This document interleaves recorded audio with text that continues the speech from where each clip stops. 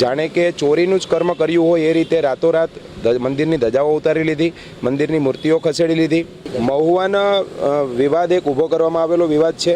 મહુવાની અંદર 185 વર્ષ જૂનું સ્વામિનારાયણ સંપ્રદાયનું ગરડા ગોપીનાથજી મહારાજ તાબાનું મંદિર છે.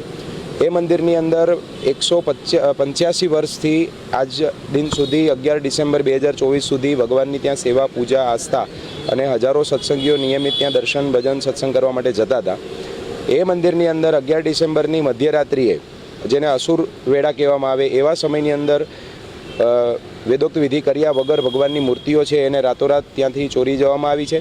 અને આ જ્યારે ઘટના બની ત્યારે આગલી રાત્રે હજુ શયન આરતી સુધી સત્સંગી હરિભક્તો ત્યાં હતા અને સવારે જ્યારે મંગળા આરતીના સમયે આવ્યા તો જાણે કે ચોરીનું જ કર્મ કર્યું હોય એ રીતે રાતોરાત મંદિરની ધજાઓ ઉતારી લીધી, મંદિરની મૂર્તિઓ ખસેડી લીધી અને મંદિરનો જે મુખ્ય પ્રવેશ દ્વાર છે એની ઉપર દિવાલ ચણી અને જે ગઈકાલે રાત્રે 9 વાગ્યા સુધી જે આસ્થાનું ધબકતું કેન્દ્ર હતું એને સવારે રાતોરાત તાળા મારી દેવામાં આવ્યા. હવે કોઈને એમ થાય કે મૂર્તિઓ ખસેડવામાં આટલો બધો વિવાદ કેમ?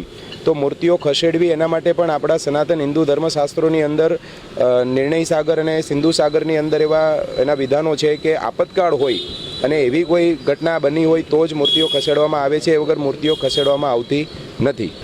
સુરતથી હજારો સત્સંગીઓ જશે, ગામડે ગામડેથી વિરોધ પ્રદર્શનો અને આવેના કાર્યક્રમોનું આયોજન હવેથી ચાલુ કરવામાં આવશે.